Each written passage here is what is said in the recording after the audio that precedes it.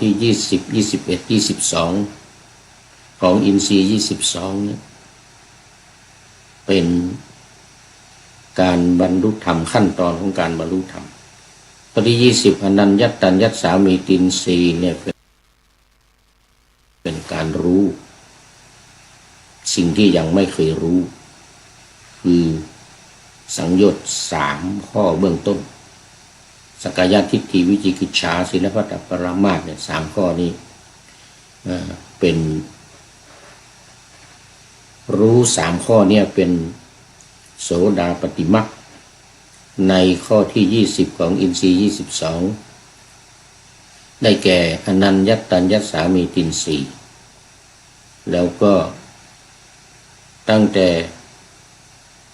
การบรรลุโสดาปัตติผลการละสังโยชน์3ประการเป็นต้นไปนี่นะจนถึงอรหัตตมรรคคือการรู้อุทธัมภาคิยสังโยชน์เบื้องบน5ประการได้แก่รูปราคะอรูปราคะมานะอุทธัจจะและอวิชชาไม่เอามาไม่ได้ไม่ปรากฏมันเกี่ยวข้องกันโดยตรงจะเป็นอรหัตตมรรคไม่ได้ถ้าไม่รู้อุทธัมภาคิยสังโยชน์เบื้องบน5ข้อเสร็จแล้วก็ไปข้อที่22ข้อที่วันนี้เรียกว่าอัญญินทรีย์แปลว่าที่ความเป็นใหญ่ในการรู้แล้วในการรู้แล้วก็บรรลุละได้ถึงขั้นอนาคามีไปข้อที่22อัญญาตาวินทรีย์ไอ้ตรงนี้แหละเป็นขั้นสูงสุด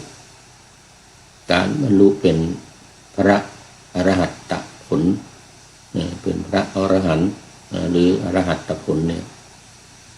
ต้องละไอ้ที่รู้อุทธัมภาคิยสังโยชน์เบื้องบน5ข้อเนี่ยต้องละอุทธัมภาคิยสังโยชน์เบื้องบนนี้ให้ได้หมดตั้งแต่รูปราคะจนถึงอวิชชาจึงจะเรียกว่าเป็นอริยบุคคลขั้นอรหัตผลขั้นเป็นพระอรหันต์นี่ก็เป็นกระบวนการที่ถูกต้องตามหลักการของพระพุทธเจ้าถ้าไม่ปฏิบัติตามนี้ถือว่าไม่ใช่แล้วผิดหลักทั้งมาใน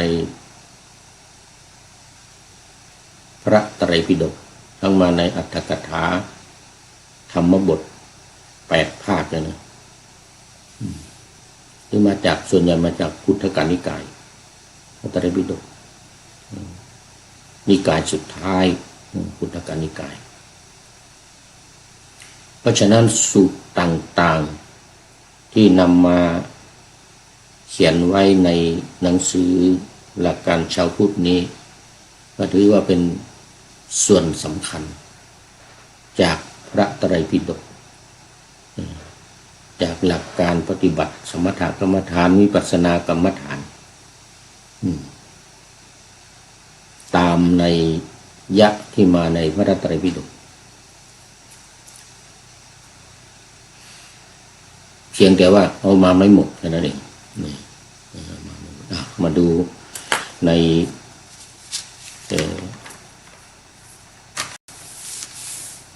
ที่ป่าหน้าไว้ตาหน้าธรรมะไว้ในเรื่องของ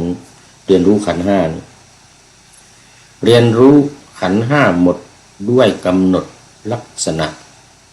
ขันธ์ห้าเกิดดับจะต้องยกเอาซึ่งอารมณ์สิ่งที่ผ่านเข้ามาให้รู้ว่าเป็นที่บ่มเพราะกำหนดอารมณ์เพราะจะเกิดดับพร้อมกันคืออารมณ์กับขันธ์ห้าเนี่ยมันจะต้องอาศัยกันเกิดดับพร้อมกันคือถ้าไม่มีขันธ์ห้าก็อารมณ์เกิดไม่ได้เหมือนกันนะ อารมณ์นี้จะเกิดได้ก็ต้องมีขันธ์ห้าแล้วเวลาเกิดเวลาดับเนี่ยก็ต้องอาศัยขันธ์ห้านี่แหละอาศัยรูปอาศัยเวทนาสัญญาสังขารและวิญญาณเนี่ยอารมณ์ต่างๆจึงจะเกิดได้เช่นอารมณ์โกรธอารมณ์ใคร่หรืออารมณ์หลงอารมณ์หลงคือราคะโทสะโมหะนี่อารมณ์เหล่านี้จะเกิดได้ก็ต้องอาศัยขันธ์ห้าอาศัยรูปร่างกายนี้เวทนาความรู้สึกสัญญาความจำสังขารการปรุงจิตและวิญญาณการรับรู้ภายในผ่านอายตนะทั้งหกเรียกสลายตนะนี่นะตาหูจมูกลิ้นกายใจถ้าไม่มีตาหูจมูกลิ้นกายใจนี้ก็รู้ไม่ได้วิญญาณในตัวรู้ที่อยู่ข้างในก็มันรู้เห็นอะไรไม่ได้มันต้องผ่านตาเข้าไปผ่านหูเข้าไปผ่านจมูกผ่านลิ้นผ่านร่างกายสิ่งของที่มากระทบต้องผ่านร่างกายแล้วก็ความคิดที่เกิดขึ้นก็ผ่านใจเขาเรียกว่าธรรมารมณ์ธรรมะ ที่เกิดขึ้นกับใจอันนี้มันเป็นอย่างนี้กระบวนการของมัน ที่ว่าอารมณ์กับขันธ์ห้ามันเป็นอันเดียวกันเกิดพร้อมกันดับพร้อมกันอาศัยกันและกันเช่นเมื่ออารมณ์โกรธปรากฏขึ้นในจิตนั้นกายร้อนเป็นรูปขันธ์รู้สึกเป็นเวทนารู้สึกเป็นเวทนาปรุงแต่งเป็นสังขารการจำนั้นเป็นสัญญาการรับรู้ในอารมณ์โกรธจัดเป็นวิญญาณนี่ลงอย่างนี้ในที่ว่าขันธ์ห้าลงในอริยสัจสี่ลงในขันธ์ห้าเดี๋ยวลงอย่างนี้รูปเวทนาสัญญาสังขารวิญญาณอารมณ์ที่ไปกับขันธ์ห้าก็ไปอย่างนี้ดังข้อความที่มาในหน้าที่26หลักการชาวพุทธนี้ว่าการรู้ขันธ์ห้าเกิดดับจะต้องยกเอาอารมณ์สิ่งที่ผ่านเข้ามาให้รับรู้เป็นที่ตั้งแห่งการกำหนดพระขันธ์ห้าจะเกิดหรือดับพร้อมกับอารมณ์ตัวอย่างเช่นเมื่อเกิดอารมณ์โกรธขึ้นมาในจิตกายได้รับความเร่าร้อนในขณะที่โกรธจัดเป็นรูปขันธ์ความรู้สึกในขณะที่โกรธจัดเป็นเวทนาขันธ์การจำอารมณ์โกรธไว้จัดเป็นสัญญาขันธ์การปรุงแต่งอารมณ์โกรธจัดเป็นสังขารขันธ์และการรับรู้ในการปรุงแต่งอารมณ์โกรธในการจำอารมณ์โกรธในความรู้สึกที่โกรธและในกายที่เร่าร้อนขณะที่โกรธจัดเป็นวิญญาณขันธ์นี่คือการรับรู้ภายในแต่ว่าต้องผ่านอายตนะทั้ง6อย่างภายนอกนี้เพราะฉะนั้นการเกิดขึ้นของขันธ์ห้าจึงเกิดขึ้นพร้อมกับอารมณ์ดับพร้อมกับอารมณ์หากมีสติเฝ้าดูอารมณ์โกรธที่เกิดขึ้นโดยไม่ต้องทำอะไรกับอารมณ์โกรธจนเห็นอารมณ์โกรธนั้นดับลงไปเองก็ชื่อว่าได้เห็นการดับไปของขันธ์ห้าการเห็นอารมณ์ใดเกิดขึ้นในใจชื่อว่าได้เห็นขันธ์ห้าเกิดขึ้นในการเห็นอารมณ์ใดดับหายไปจากใจก็ชื่อว่าได้เห็นขันธ์ห้าดับไป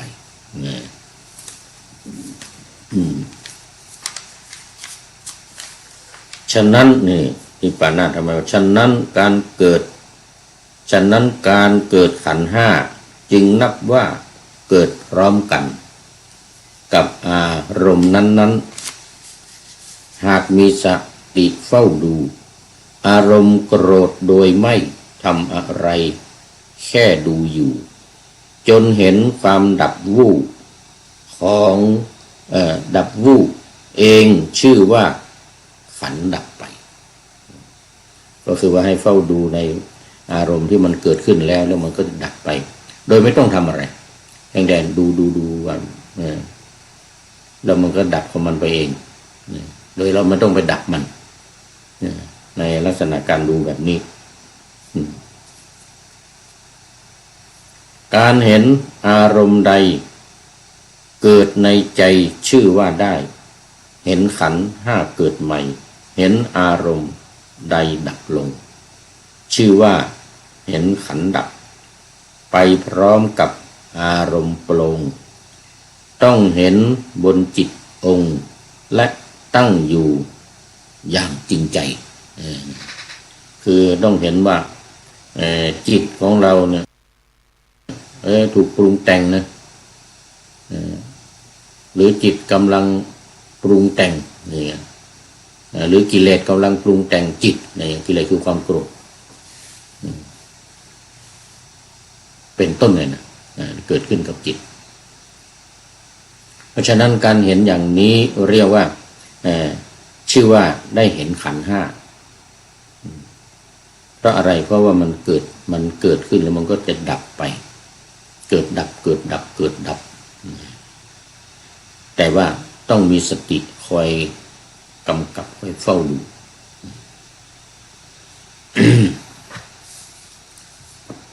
ตัวอย่างเช่นเมื่อเกิดอารมณ์โกรธขึ้นมาในจิตกายได้รับความเร่าร้อนในขณะที่โกรธจัดเป็นรูปขันธ์ความรู้สึกในขณะที่โกรธเป็นเวทนาขันธ์การจำอารมณ์โกรธไว้จัดเป็นสัญญาขันธ์การปรุงแต่งอารมณ์โกรธจัดเป็นสังขารขันธ์การรับรู้ในการปรุงแต่งอารมณ์โกรธในการจำอารมณ์โกรธในความรู้สึกที่โกรธในขณะที่เร่าร้อนขณะโกรธนั้นจัดเป็นวิญญาณขันธ์แล้วจะเป็นวิญญาณขันธ์การเห็นการเกิดการดับนั้นต้องเห็นการเกิดขึ้นของอารมณ์บนจิตของเราเองจริงๆเห็นการตั้งอยู่ของอารมณ์บนจิตใจจริงๆเห็นโดยที่อารมณ์ใหม่ยังไม่เกิดขึ้นจะปรากฏเป็นความว่างชั่วขณะหนึ่งสติจะเข้าไปรับรู้การดับของอารมณ์ในขณะนั้นแล้วก็กำหนดหมายลักษณะแห่งการดับไว้ในใจครั้งต่อไปก็สามารถดูการเกิดดับได้ทันทีโดยไม่ต้องกำหนดพึงทราบการกำหนดรู้ขันธ์ห้าเกิดดับตามคำอธิบายนี้แล้วอันนี้ก็จบในเรื่องของการเรียนรู้ขันธ์ห้าโดยการดูการเกิดการดับของขันธ์ห้าอย่างสม่ำเสมอแล้วก็ท่องให้จำทำให้ขึ้นใจให้ใจยอมรับต้องให้จำทำให้ขึ้นใจให้ใจยอมรับอันนี้เรียกว่าเป็นหัวใจสำคัญของโครงการปูทางสู่การตื่นรู้ธรรมนาวาวัง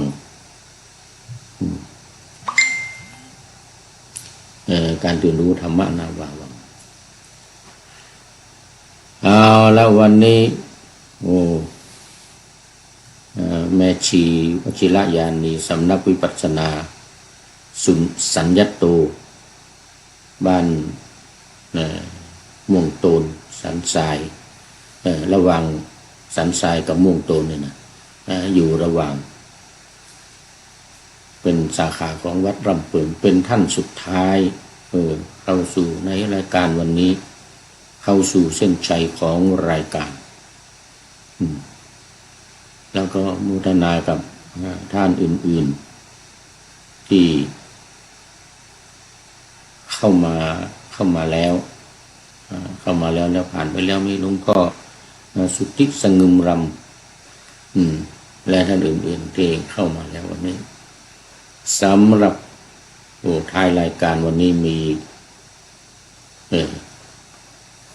ข้อคิดฝากข้อคิดประจำไว้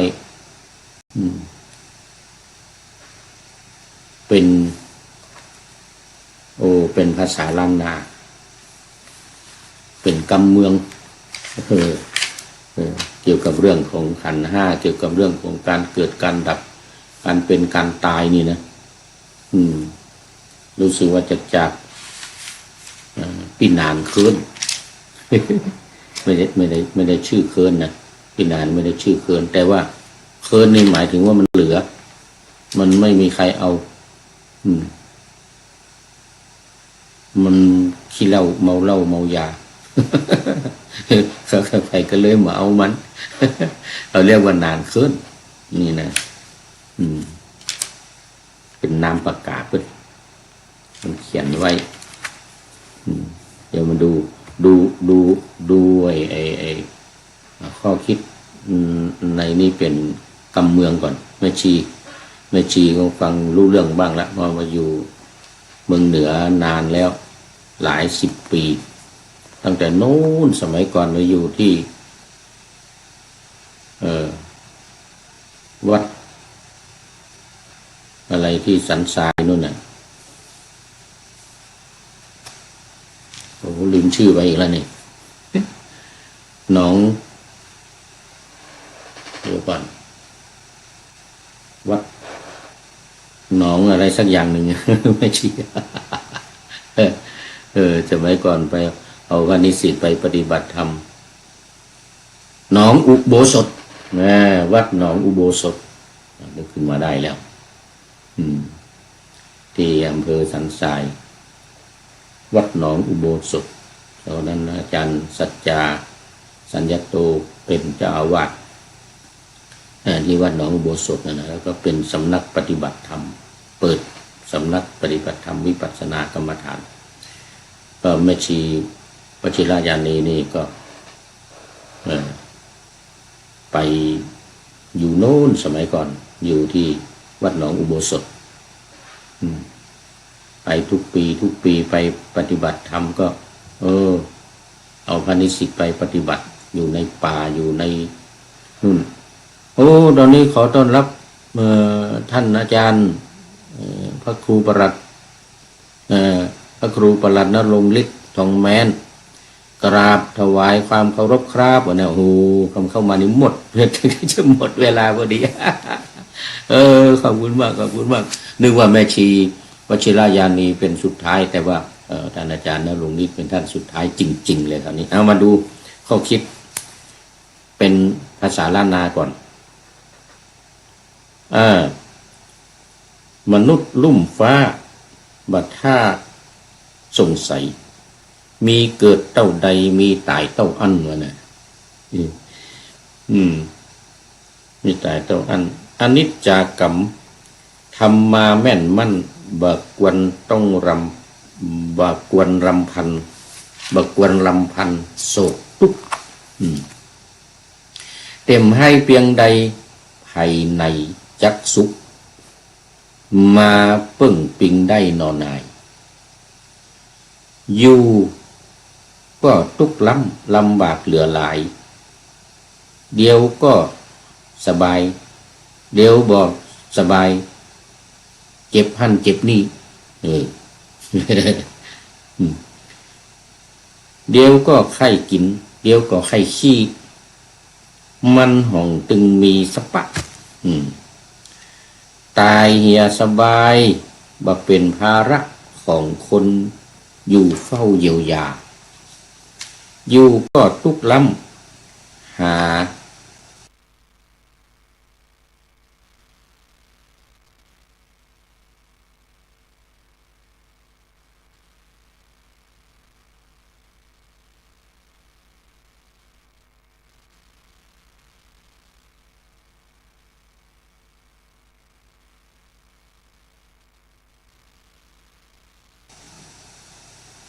เลี้ยงอัตตาบ่ต้องกินยาแหมซ้ำเนื้อเจ้าคนตั้งหลังก็บ่ต้องโศกเศร้าเปิ้นสุขเหลือเฮาแหมซ้ำฮื้อมันทำบุญไปหนุนเติมกำฮื้อคนตายหั่นไปดีฮื้อพ้นจากทุกข์ห่วงอเวจีเป็นปารมีไปสู่โลกหน้าไปสู่โลกหน้าใครว่าตาเต้านี้เต้าอี้ก่อนเลยนายเฮ้ย ฝากเป็นข้อคิดเอาไว้ในตอนสุดท้ายของรายการท่านที่ฟังภาษาล้านนาไม่ได้ก็ไม่เป็นไรเนี่ยฟังเอาม่วนฟังเอาม่วนโอ้ท่านอาจารย์ณรงค์ฤทธิ์บอกโอ้นี่เว็บไซต์โอ้TikTok vttiktok.com ว่างั้นนะอย่างนั้นนะ ZSSEN 91mm โอ้เปลี่ยนเป็นภาษาอังกฤษเป็นชื่อเว็บไซต์ของท่านอาจารย์ณรงค์ฤทธิ์ทองแม่นขอบคุณมากครับเดี๋ยวจะได้ไปเปิดดูเวที tiktok.com นี่นะvt.tiktok.com ในรายการขอนำนาวาวังทองไปก่อนแล้วจะย้อนมาใหม่ในวันหน้าคือวันพุธศุกร์เสาร์อาทิตย์ตามตารางเวลาที่วังเป็นนาวาโด่งดังสว่างกว่าสิ่งใดชุบชีวิตจิตใจให้ใสงามขอเชิญท่านทั้งหลายนำไปท่องตามคุณของพระรัตนสามพุทโธเมนาโถธัมโมตามสังโฆเมนาโถยามภาวนาว่าบ่อยๆซ้ำๆจำในจิตจนมันติดในใจไม่หายหน้านอนนั่งยืนเดินจำทุกเวลาตั้งแต่ตื่นขึ้นมาถึงหลับไปขอทุกท่านได้ผลจากปฏิบัติได้กำจัดความทุกข์พบสุขใสพลันปลอดโปร่งโล่งสบายทั้งกายใจอยู่ที่ใดใจสงบ